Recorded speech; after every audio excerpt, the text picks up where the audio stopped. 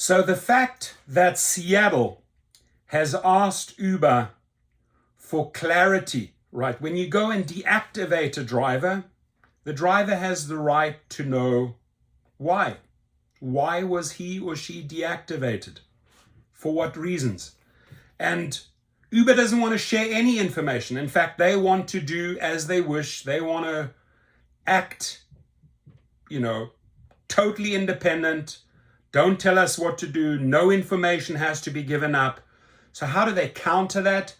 Uber sues Seattle over driver deactivation law. Now, when I saw this deactivation law coming out, I thought, great.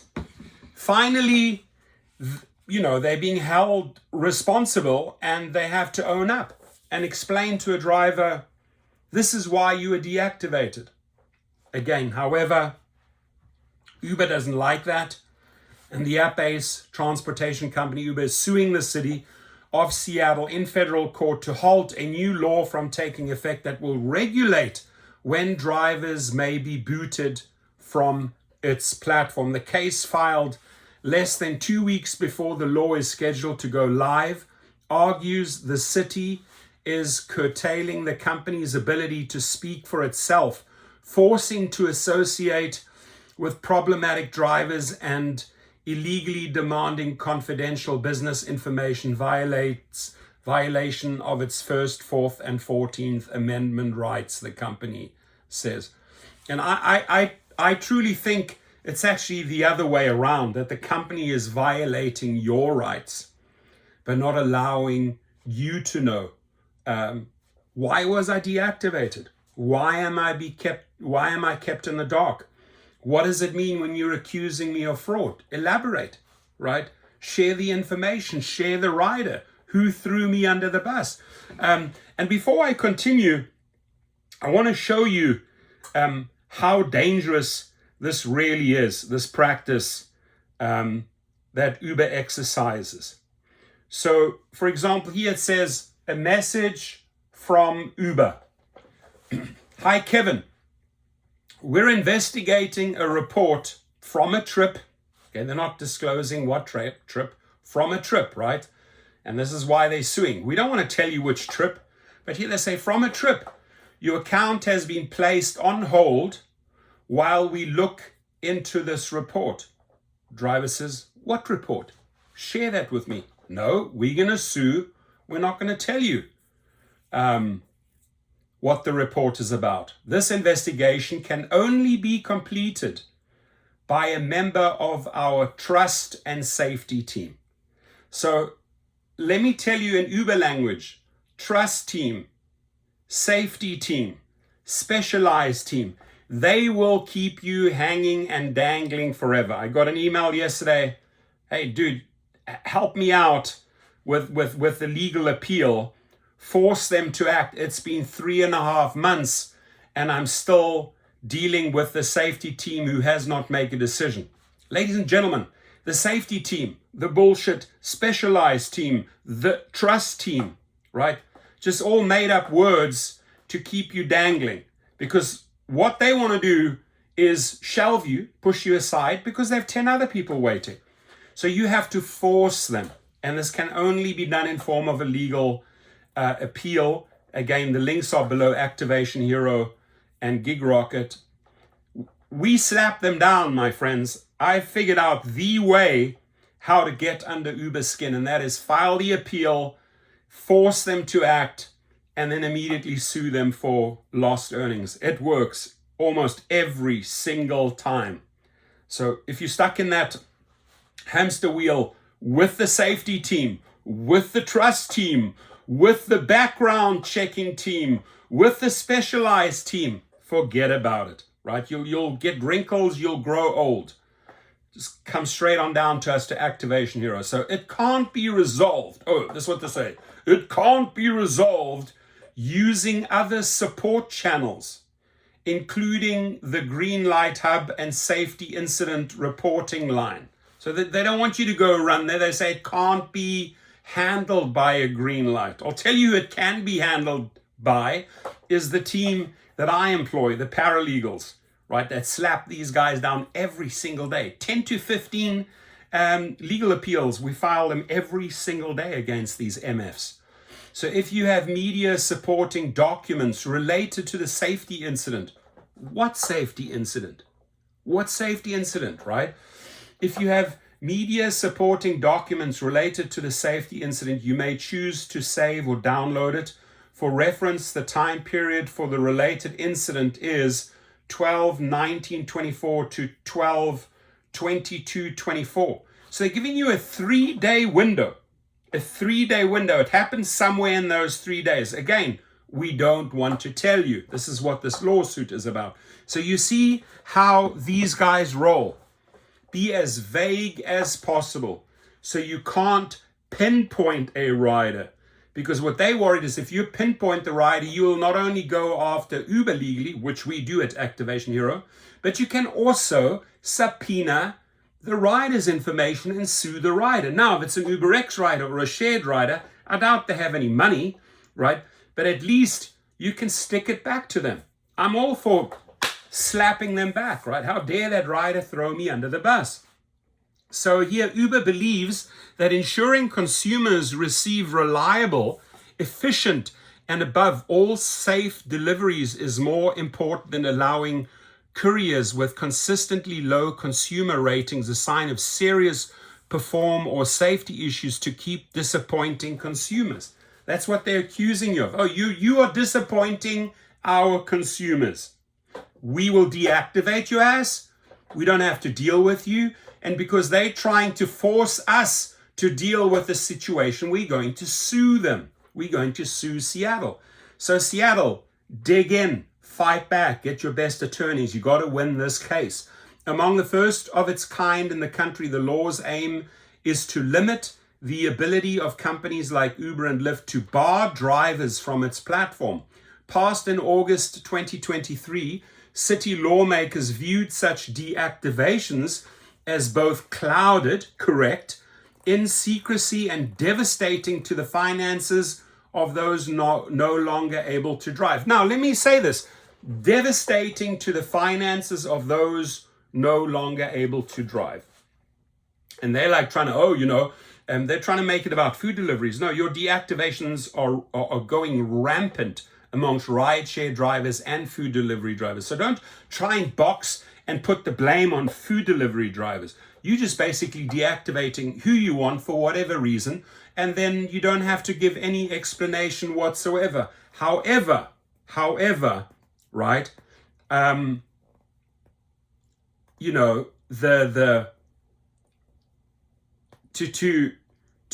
fight this and to say, no, don't worry, we're handling this with our specialized team, with our trust team. We'll do the work. But the truth is they're not doing the work. And there's these devastating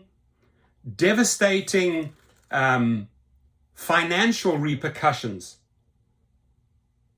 You shouldn't have to tolerate that. You have now been cut off from the money because some rider or some consumer threw you under the bus.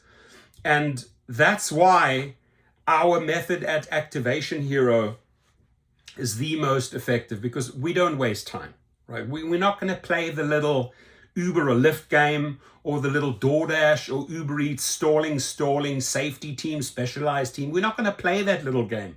We file the paperwork. If you do not act by this date, then there are consequences for you. And the consequences are you owe that driver money. It's the only language they understand. They never want to pay out. So this is like where we hit a nerve every single time.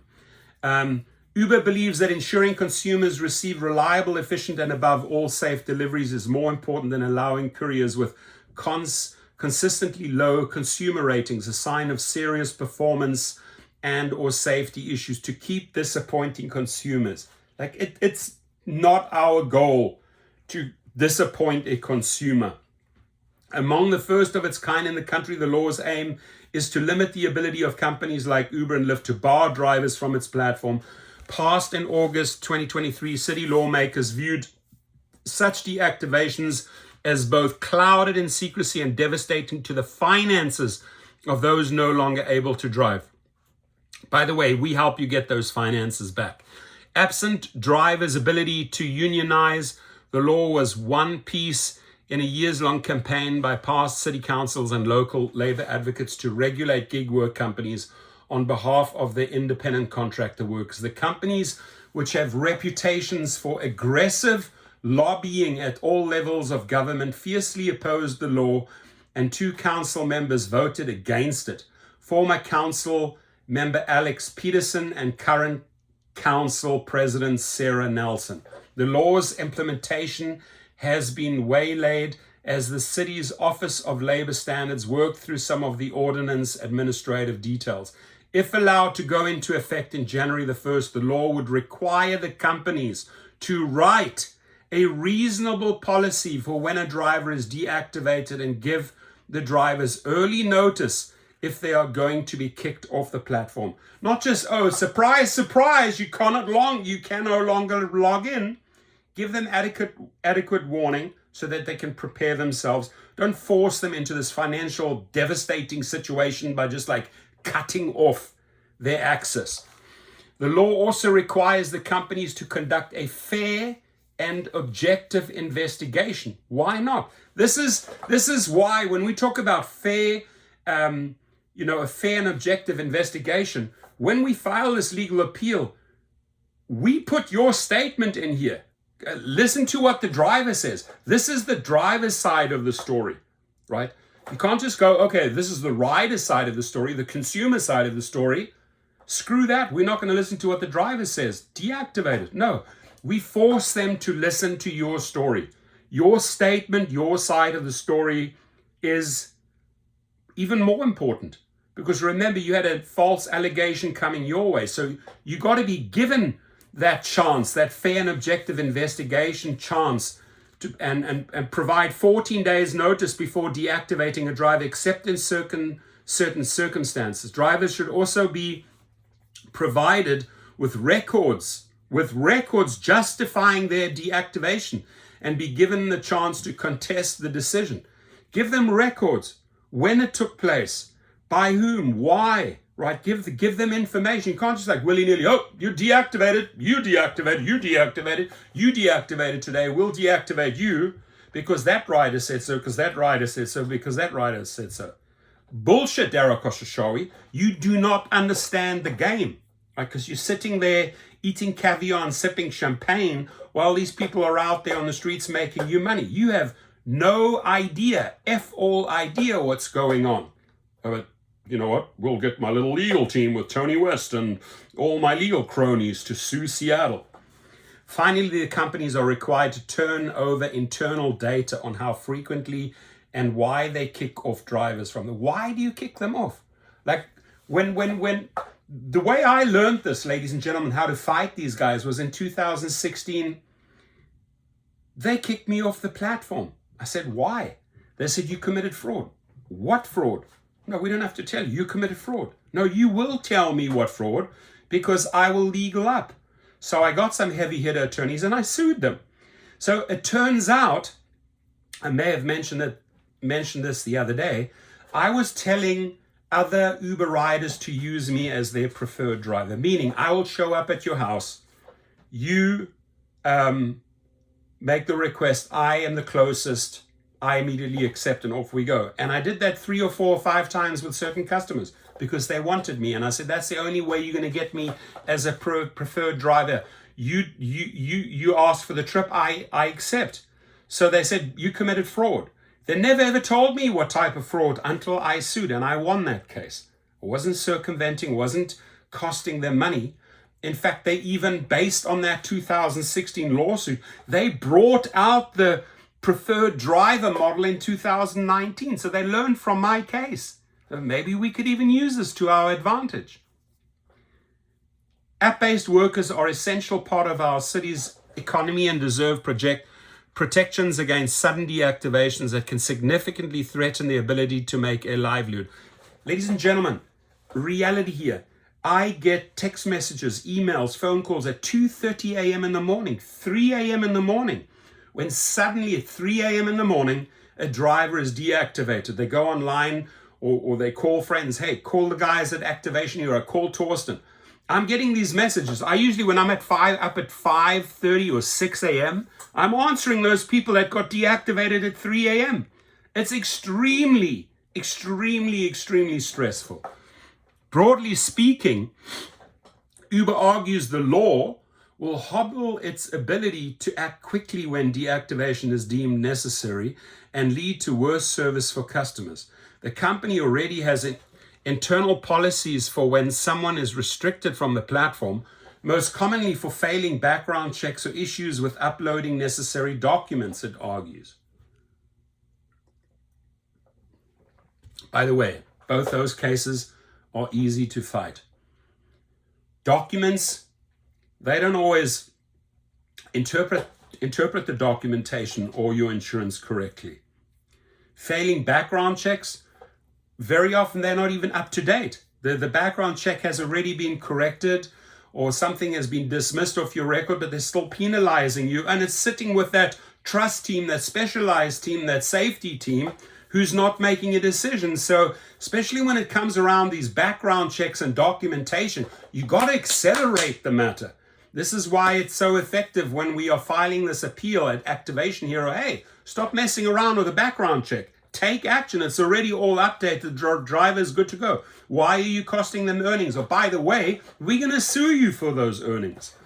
So by forcing Uber to write a policy, it opposes the company, says it's being forced to represent itself inaccurately to its customers. And by telling customers that drivers won't be deactivated, even if they fall below minimum ratings or are flagged in a background check, Uber contends it's being required to say it doesn't care about those things when it does. Further, the company says it's being unfairly forced to associate with those workers it would otherwise not allow to use its platform. The company also opposes any disclosure of internal data. The law, the company says, offloads the city's vision of what amounts to an unwarranted deactivation. These are unwarranted. These are wrongful deactivations. There's no other ways to describe it, Derek or Shashawi. Wake the F up. And the harmful effect that vision is likely to bring about onto companies like Uber or Lyft by forcing them to announce policies that espouse the city's views as if they were the company's own. A spokesman for the Seattle City Attorney's Office declined to comment on pending litigation. Countersue them and win the case. The political environment in which this lawsuit comes has dramatically changed since the law was first passed. Nelson, who opposed its passage from her minority position on the council, is now the council's leader and has more allies than before. At the same time, 2024 has served as a cautionary tale when it comes to how this council approaches labor regulations. Nelson's first piece of legislation was to rewrite the previous council's bill on minimum wages for app-based delivery drivers into something more palatable to the companies.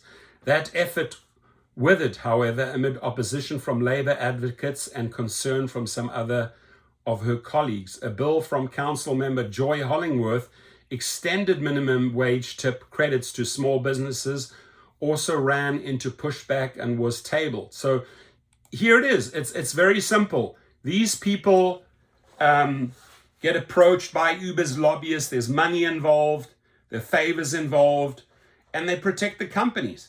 And that has to end. This has to be exposed, that when these lobbyists are approaching these council members or politicians and they're taking these damn bribes, we left in the dark. We left with that stupid deactivation that's hanging somewhere in cyberspace for months and months and months.